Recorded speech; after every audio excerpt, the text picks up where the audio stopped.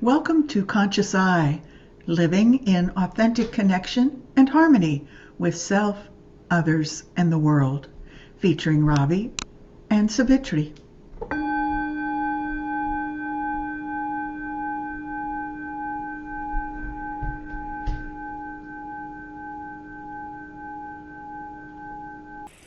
Hello, Ravi. Good morning, Savitri. How are you? I am fine. How are you? Hanging in there. I know. I know. And I said, I'm fine. Am Yeah. I telling the truth? Well, partially. I mean, we are working on fine. I'm in a work in progress to be fine with what's going on in our world. Yeah, it's that challenge of balancing the external with the internal, finding our internal grounding. That internal space where we know we're okay, so that we can go out and do the work that needs to be done. Because yes, on a spiritual level, everything is unfolding as it should. But as humans playing this game of life, we do have a responsibility to mitigate harm. And there's a lot of harm being done. So we've got a lot of work to do. Yeah, I don't know if you know much about Dungeons and Dragons, but I just feel like we've gone to a different level. Exactly. Yeah. It does feel more and more like, I know there's those spiritual folks out there who rely heavily on spiritual bypassing and this is all just a simulation and da da da. And that may be true on a certain level, but we have to remember we're humans, we're spiritual beings having a human experience. And what we do here in our human bodies, in our human identities, does matter. Yes, it makes a difference. It sets the stage for our progeny, our children, their children, and what we've inherited from our ancestors. It's a throughput. It's not a once and done just because we happen to be here for the duration of this lifetime. We bring that karma forward and we send new karma Yeah. into the And future as well. it really makes you think about, this life isn't just about you and what you accomplish in it or what you do. Every action we take impacts every person, every plant, every animal. We're all connected. It's that idea of union. We're not separate from anything. So it is being conscious in how we treat ourselves, how we treat our environment, and how we treat others. Yeah. And for any teachers that are out there listening to the podcast, maybe you can relate to this experience, but uh, in addition to having a long time between the time that you see students and they go on to start their lives, live their lives, and do things, and then 25 or 30 years later, somebody out of the blue sends you a note or sends you a friend's request on Facebook, and it's stunning in a good way. And they talk about a few things that make a difference. And maybe I know as a teacher, I have not thought any of those things may have been something that made an impression, let alone a difference. And I was just doing the do to be a teacher. And they were doing the do to be a student. And so that comes up. And then, of course, there's always the students' children that come to you as the next generation. So you're right. What we do, even though we have no concept of where it goes after it comes away from us and radiates outward, what that really means. Now, I'm sure there are students out there that are like really, really happy that they don't have to think about me anymore. But that's part of being different. That's part of people relating to each other. And we can't get hung up on either one of those because uh, we want to keep the ego nice and balanced. And we can go down the road of, oh no, I'm so sorry, or wow, this is great. Thank you for that. And both of them are the same. It reminds me of a story that one of my instructors, the lead instructor, told on my one of my yoga learning journeys. And she was talking about a time where she had to fill in for the lead teacher at a yoga studio, a Kundalini yoga studio, and there were many participants, and she got up there and led that class, and she had to walk out through the sea of students, and she got stopped twice along the way. And the first person was like, that was the most amazing Kundalini yoga class I've ever taken. It changed my life. And the next person who encountered her was like, that was probably the worst yoga class I've taken in my life. And I don't appreciate your style of teaching. Mm-hmm. And as a Kundalini yoga teacher, we always say, you know, I am not a man, I am not a woman, I am not a person, I am not myself, I am a teacher. I probably got that out of order. Don't come at me. I should have looked it up before. But what it means is you remove yourself. You live your life authentically, shining your light, living your dharma, and some people it will attract and some people will just float on by, and that's fine. But what is most important is that you remain true to you. We remain true to our, codes of living, whether that be do no harm or, the other yamas and niyamas that we've talked about. But the work we're doing is real, and there is a shift, as we go through these cycles. It's nothing new under the sun. This isn't anything that others haven't been through before, but it is happening uniquely to us, and also uniquely in this stage of evolution that we are in spiritually and on our human journeys here. So, we talked in our previous episodes a lot about what the world looks like, and it's not a bright and beautiful picture. So we're shifting a little bit into what do we want to re-envision? What do we want to imagine and create? And for me, personally, that means balancing the divine masculine and feminine energies, balancing the patriarchal structure which we have been living under and swimming in for thousands of years, rebalancing that with the matriarchal structure. That's where I land, and where we're at and where we're going. So curious to hear your thoughts on that. Yeah, I have some thoughts about that, since we decided that we may want to tackle this topic specifically. We allude to it in many different ways, and if you go back and listen to several of, maybe all of our episodes, there'll be opportunities to see how we really do try to talk about balancing things, and this is another way. Of course, I've lived on the planet for a while, and that's no secret. And so when I think about that and I think back, and it's kind of interesting because when we start talking about history, let's just go down that path for a moment, and we talk about a lifespan, individuals that live in a lifespan, and we think about those that may have lived, and I'll just use the Industrial Revolution as one of those shifts. We are living and have lived through the technological revolution. So two different, outside ourselves, part of society, a construct of how we operate on the planet.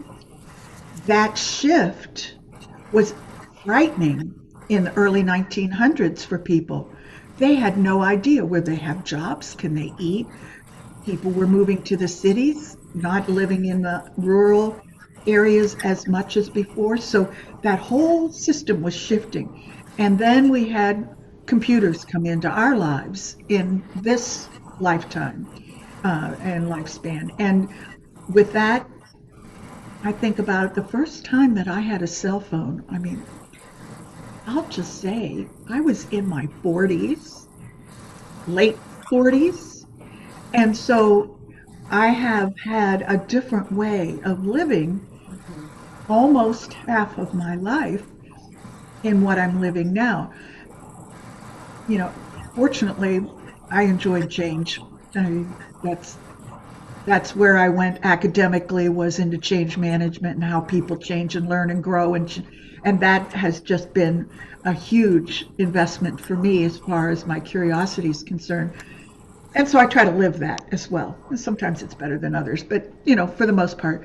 So, but when I think about my life and how things were at a certain point in time, and coming through a very patriarchal way of living that life, that within a family structure, within an extended family structure, within a community structure, within an educational system, within I mean, it was unheard of to have a woman doctor.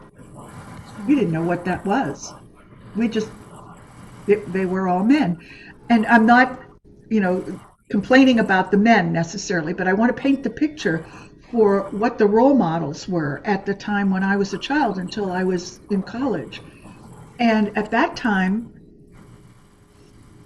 well, probably my early teens, I started talking about wanting to be a doctor. Well, there were some times when people sat me down and said, people being my family, sat me down and said, that might be a tough go. Maybe you could be a nurse so that you could get married and have a family and still have a life. People said things like that to me. I was a little stubborn. I really felt like, no, that's what I wanted to do. And so I struggled with that a lot as a teen and getting into a freshman year of college. When it came time to declare a major, I ran into a very similar situation. Okay, you had the basic sciences. You're probably good to go. Now, what would you like to do with this?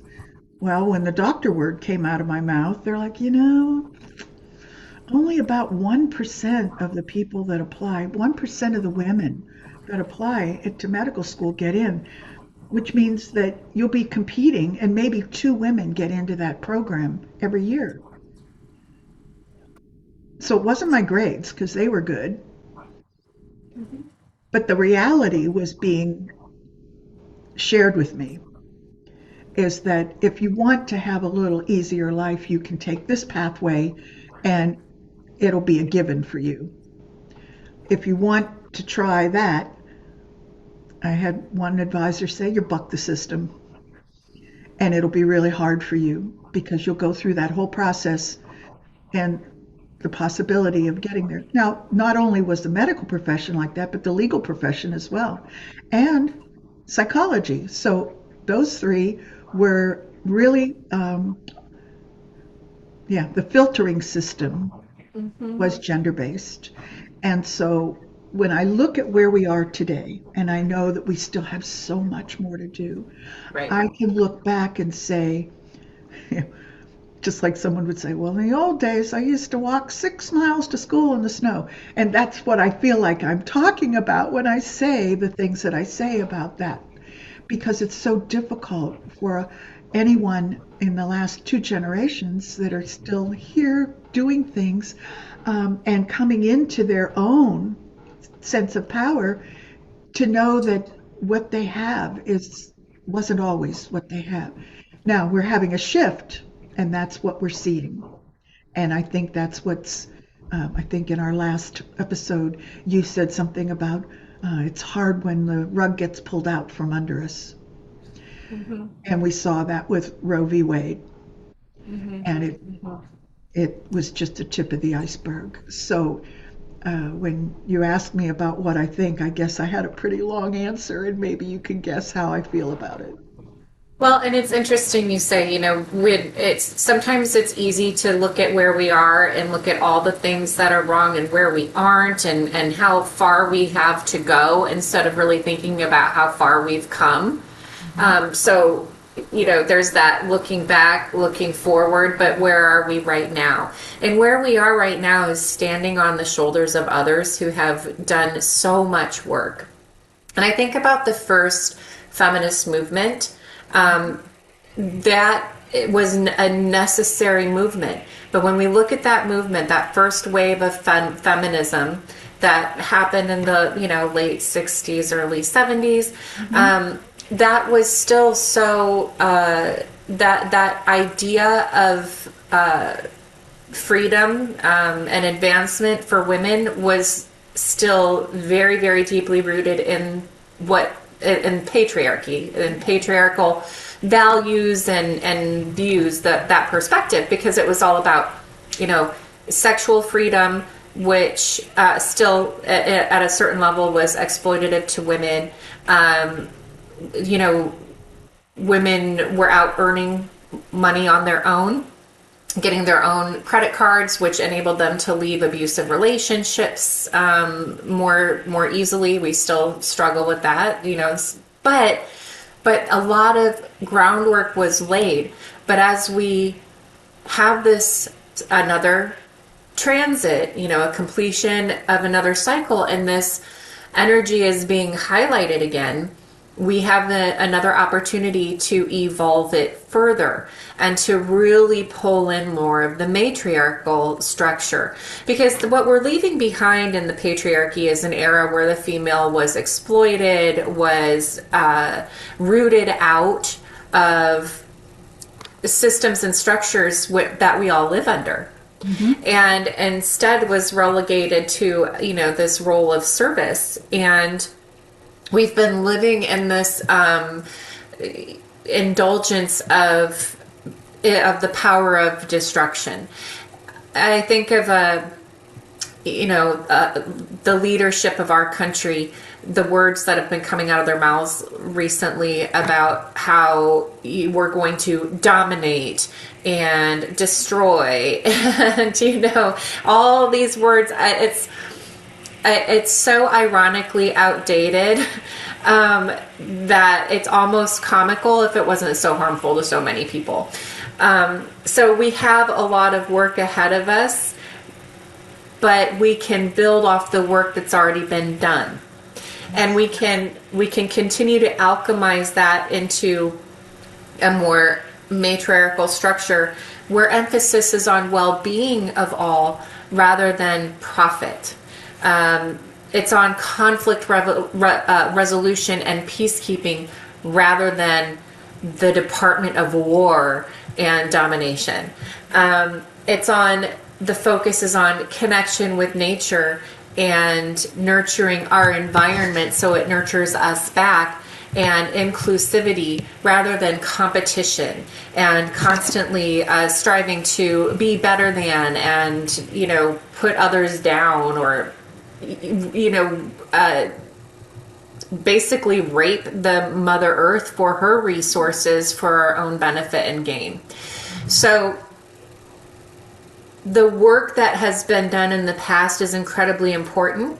And as we reach the point where it's time for us to review where we have come from so that we can determine how to move forward, we can put another lens over that, with where we are today in this current moment, so that we can move forward in a slightly different direction, a more evolved, in a more evolved capacity. Yeah, it's like we're in a learning curve right now, where the passion for change in the late 70s and late 60s and early 70s that you mentioned was truly there. I mean, there was a lot of passion. I know history is diluting some of what happened then and coming back based on our current environment. They're going back and mentioning things, but only within their own lens and the way that they would like it to be coded for future learning. So when we think about how a credit card, like you mentioned, 1973 was the first time that a woman could have a credit card by herself. I predate that, by the way. And so it was really a big change. Uh, that was also the time frame around birth control pills were first available, and going through the when they're available, to whom, how old, married, not married, which states yes, which states no. Uh, a lot of that process that we're going through now went through as well in similar ways toward a more progressive, respectful way for women to be able to make different choices about their lives and their bodies. Um, so there was a lot of action, a lot of advocacy. There was a lot of uh, people sending their voices as loud as they could to the people that they have chosen to pay as leaders. That's something I think that sometimes we don't really think about, the fact that if we elect someone, we are paying them. It's like we have employed them to speak for us and manage our resources, our social structure needs, and all of those things. Uh, right now, I think that some of the leaders would just as soon have us forget that, and not have to say, well, who's my employer? I don't have one. Well, the people. Um, so we have lots of things that are um, coming back, and in some ways, with with the cycles that you mentioned that are churning at this point. Sometimes they flow. We're churning at the point where we are now. Um, it's our shadow work is coming to meet us as a country, as a collective. And the shadows that we have hidden from, that we have stuffed down, subjugated, that have always been there, but we've either ignored them, denied them, or glossed over them. Um, we we were in some ways practicing the type of social structures that we would love to have, and in some ways it was a house of cards. And so an individual or a group of individuals who were coming out of the shadows with some of the things that we were trying to balance in our society were able to topple that house of cards. And so now we're left with a stack of cards all face down and face up in a wild array to try to figure out how that works. And when I started thinking about the matriarchy, patriarchy, those two words are really hot buttons for people. So I just want to put that out there. I mean, if that's a hot button for you, just take a few deep breaths and think about it in a way of the way that we have opportunities. What are the attributes of each of those words? And what are the strengths that we need to hold on to, not throw the baby out with the bathwater when we start bringing together a balance, which we've been working on for the last, 50 or 60 years. I think we've been eking our way in that way. And now we've hit a ceiling. Hopefully, it's a glass ceiling that we can see through and maybe get taken care of. And with the balance that you mentioned, there are so many things that happen at the grassroots level that are critical for us right now as a society. Is that when the house of cards comes down and the roots are gone, the foundation has been cracked, we need to start with the foundation and build up again. That takes a lot of work, takes a lot of people, takes a lot of energy, takes a lot of meetings. It takes a lot of awareness. It has so many things about that. So, yeah, I mean, whatever you are thinking right now when you hear those words, write a comment, because we're all at the grassroots right now. And everyone listening is part of this grassroots reimagining the way that we would like to live our lives. Does that give us the opportunity to have the idealism that we like? Maybe, maybe not. We'll get some of it, we won't get all of it. We may not get any of it right away. But we need to be thinking about it, talking about it, and planning for something to change. And being active, an active participant. I recently, on my social, posted some ways that I'm staying grounded through all of this and regulating my nervous system. And I asked, some folks, what are you doing? And, I love some of the responses. Just allowing myself to lose myself in the creative process and return to archetypal figures that speak to me was noted by Guinevere. Just also another friend mentioned, Karen mentioned that she's listening to musicals. Music shakes things up in us, right? There's a way that music moves us that other things do not. And another friend, Liz, mentioned how she's really caring for her body and nurturing herself.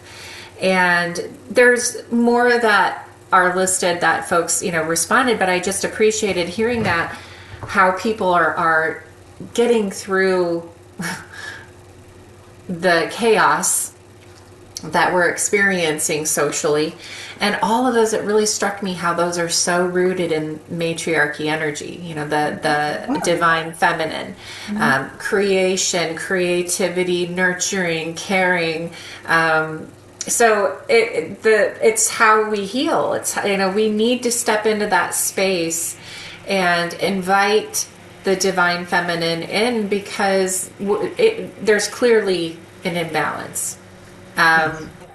And the rigid social construct of the patriarchy does harm all of us, not just women. It harms men as well, and it creates, toxic environments around gender dynamics, who contributes what to society, what is valued as important in society.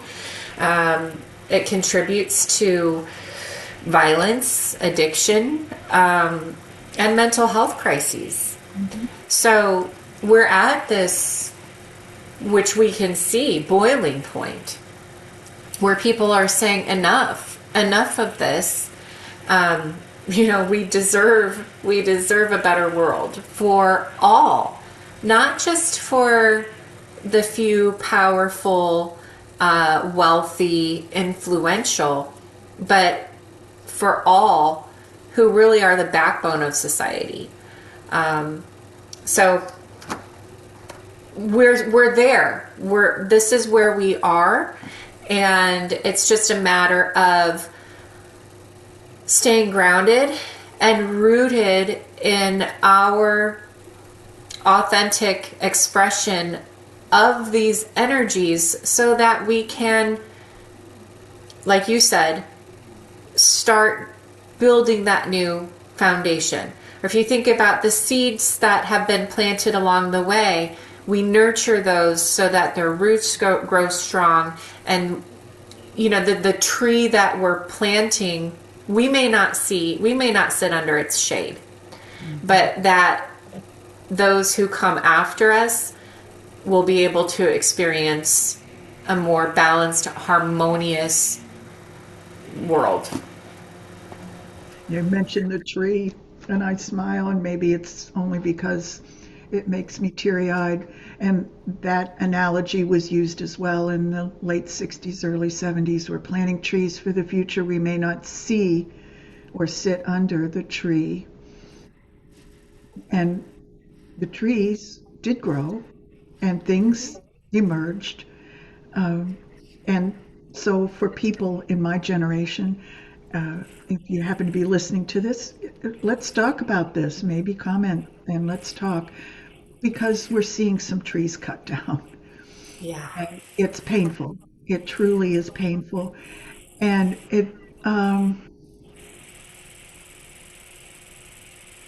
I think I've gone beyond the thought of, oh, we're doing this again? Really? Are you kidding me? And now we are doing this again, really. And we're not kidding me. And so it's time to figure out how round two needs to Yeah. look. And yes, we're not starting from the same place that we were, but we are starting again. And I think that's the thing to think about is that we are all grieving in lots of ways, regardless of how old you are and what's happening in your families, in your communities, in your states, um, in your country. There's global grief happening, so we can say, all right, we know that that's occurring for lots of different reasons, and we all have our own. We can wallow in that for a while, and I'm not saying let's just stuff down the grief and move on, but we have to keep our heads above water to be able to see and breathe, to go forward. Even if we're just treading water for now, the dog paddle, we're there, that we may be at that stage right now. But at some point, we'll start swimming again. And swimming with others toward a common goal will be profound and powerful. And so I invite people to start thinking about that and carry the grief with us. That's what's going to fuel us forward because we know that there is something better on the horizon for us. And when, as you mentioned grief, anger is a part of grief. Yes. And I think of the levels of energy that we experience, the lowest vibration is that of apathy. And I think we have been able to be apathetic about a lot of things for a very long time. So if you're feeling the stirrings of anger and rage, that's just part of the process. And that gets you to that next step of responsibility. Okay, what is my role in this? And to the next step of collaboration. How do I work with others to achieve common goals? And, continuing up up the levels of frequency till we get to synergy and that higher frequency of really all working together and in unison, not just with each other but with the cosmic realm and the terrestrial realm as well, because again, it's all connected. We're all part of the same system. So that rage is, and the anger is, to use for lack of a better word, it's righteous anger and it's righteous rage, and there is a place for it. But like I used to tell my students as a success coach, you can sit in a pile of shit for so long and it's soft and warm at first, but if you sit in it for too long, it starts to get cold and stinky. So you want to, our emotions, it's great to sit and wallow in them for a bit, but eventually you got to let that emotion move you forward, to step out of that pile and move into something more productive. And it's a process. It's a process, and that's I see in my own community ways that we're coming together. In fact, later on today, I'm going to go fold some zines, to pass out, and some flyers, and just do whatever little bit I can in my community to spread the word on how we can come together and make our communities safe for everyone. So, it's let that anger and rage. I know we can sit at home and we can sit in anxiety and worry and fear and stress. And that's okay. Like, all of those emotions are part of the process. But if we sit in it for too long, it starts to get real cold and stinky. And it's like, okay, well, what's my next move? And whatever that is for you, we're all going to have different parts to play. Yours might be, meditating over others. If you're limited in physical capacity, It might be, doing small things like I'm doing today, just sitting with your community and folding papers, or printing flyers to pass out, or even making signs for people who can go out and do some more physical heavy work. But whatever that is, let that emotion and let that energy move you to a higher frequency, because that's what's going to move us all forward. Yes. And you're right. There are different things that can be done by many different people. And the point is to be involved. And you can be involved just by having a dialogue with someone or a conversation, because word of mouth, and let's go back to marketing because they do lots of research.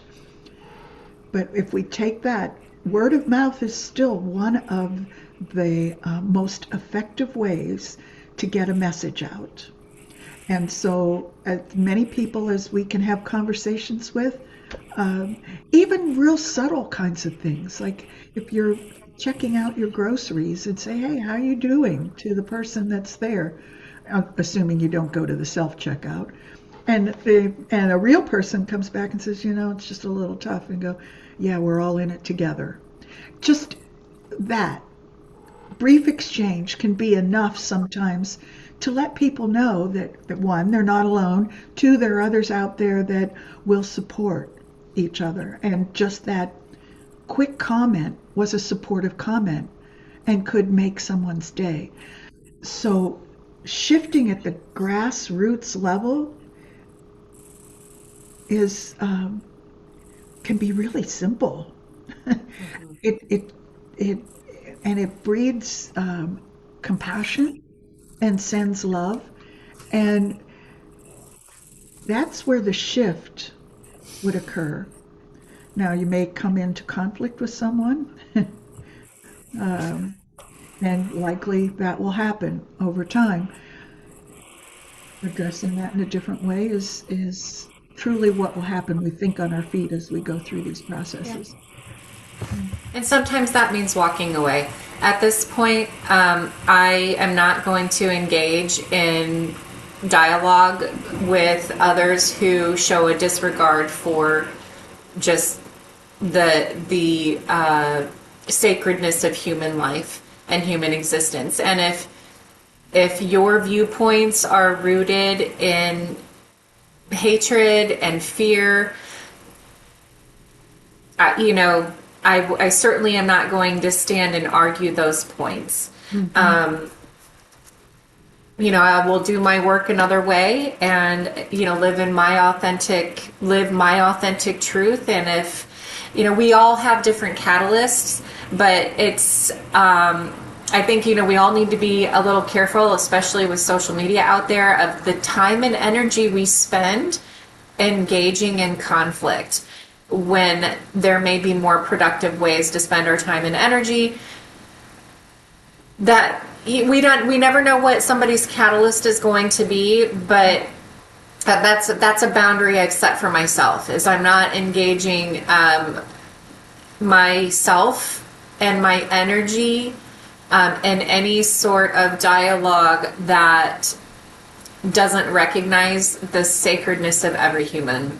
Really defining the groups that we choose to be involved with, where we want to focus our energy, because our energy is dynamic, and at the same time, it's also our greatest resource. And so defining that space where we want to participate will allow us to contribute the energy that we have available and make a difference without having, like you mentioned, a confrontation that is going to be just draining and debilitating and defeating the purpose of why we are building a grassroots support system. I think you nailed it there. It's about, so you said it better than I did, but it's about putting your energy into what you can create and contribute. I'm not saying that it's not important to create material or contribute in ways that other people can see that might make them think. And we certainly can have dialogue with others who believe differently and think differently. But if it comes to the point where it's just, I see something and I get angry and I react or I respond, that's where I want to draw the line. And I need to rethink, okay, where can I use my energy more effectively to create and contribute rather than react and respond? So thank you for clearing that up, adding that nuance. What's really interesting is that I'm just reflecting on the dialogue that we're having, which is very spontaneous, by the way. What we've been defining is the matriarchal characteristics and attributes of a social structure. To just talk about it a little bit more academically, but that helps me be able to have a little detachment. And so when you listen, maybe listen again and listen with the idea of what's different in the way that we just described people coming together for a common purpose to cooperate, collaborate, and respect each other's abilities to contribute in the way that they choose to contribute. That's much different than having a pre-programmed structure that all need to conform to. It's a way of being. And we choose the way that we feel most natural with our authentic soul. And so I invite people to, if you feel this resonates, step into that collective environment where we cooperate and deeply respect each other with gratitude for all the things that everyone individually brings. And that can help us begin to form a new way of being that we don't even know what will be. It will be something that emerges out of people coming together. Yeah, collective imagination and collective creation. I just want to point out, just the soul is without gender. We incarnate into these bodies in order to learn the lessons we need to learn. So it doesn't matter if you're male or female or non-binary or wherever you socially, that gender is a social construct. So wherever you identify on that doesn't matter. You can be part of this movement because we all have those energies within us, those divine energies of the masculine and feminine. So yeah, it doesn't matter where you fall on that spectrum. Like Savitri, what you were just saying, it's about honoring the uniqueness and humanity and all to come together and work for the collective good, for the common good. So I know it seems silly that we have to say it out loud, but here we are. Here we are. Right. And I'm glad we kind of steered it away from those hot terms, those hot button, what people consider to be political terms, the matriarchy and patriarchy. And yes, it is a way to define, and we understand what those mean. But we need to also take a look at what really activates the energies around those. And that's where we can step in and make a difference. Mm-hmm. And I think we'll be talking along these lines for I think this thread will continue in some of our future conversations as we tease out where we're headed. But definitely wanted to take this opportunity because I know we had a couple of episodes where, it looks like doom and gloom out there. Just remember that while this is a unique experience for us, perhaps, this isn't a unique experience for humanity. So what is the part that we want to play? What role do we want to pick up and help get us through? Because Nobody's getting through this alone. We get through it together. Yes. Yes. Well, thank you, Ravi. This has been a really enjoyable morning. Um, little memory lane for me here and there, but it helps maybe bring a real world experience to folks that weren't alive at that time, that can only look back or hear stories. Well, I have stories, so ask me. Well, and thank you for sharing that perspective. I think back to, that we can't forget our past and the shoulders that we're standing on. We do need to honor and recognize the work that has been done by others before to get us to where we are now. And we can use that, kind of as that platform to look and see where we want to go. But really, where we are is in this present moment, and it's the beliefs you hold and the actions that you take now that are going to make the difference. Yeah, and I don't mean to say that what happened in that time period was was without mistakes, because there were mistakes. But looking at both, where was it successful and why, and then we're in a new environment, a new social fabric. So some of the things are not going to plug and play, but it's worth having a little bit of review to see where we can begin again. And we're going to make mistakes, hopefully just different ones. And we're going to continue to evolve. And that's not going to be without a learning curve as well. So we got to give ourselves grace. Take what works and leave what doesn't, and continue on in our evolutionary journey as humanoids here on this planet, and Yeah. So thank you for this try to morning. try to enjoy the process along the way, even if it's just those brief moments of joy that you can grab here and there. Yeah. Yeah. So like and share, ring the bell. Please share. We've found that some of our episodes are going places we have no idea where they went, and we love that. Please comment. We will get back to you and have, if we don't personally comment on your comment, expect it might show up on an episode somewhere. Yeah, and let us know where you're listening from, because there are some. I'm curious to know where you are, where you're coming from, and what you're doing. Let us know if you're involved in any, efforts, and let us give you a shout out. So we'd love to hear from you. You can always comment on our video, or you can email us at consciouseyes108@gmail.com. We'd love to hear from you. Until So, then, Sat namaste. Nam.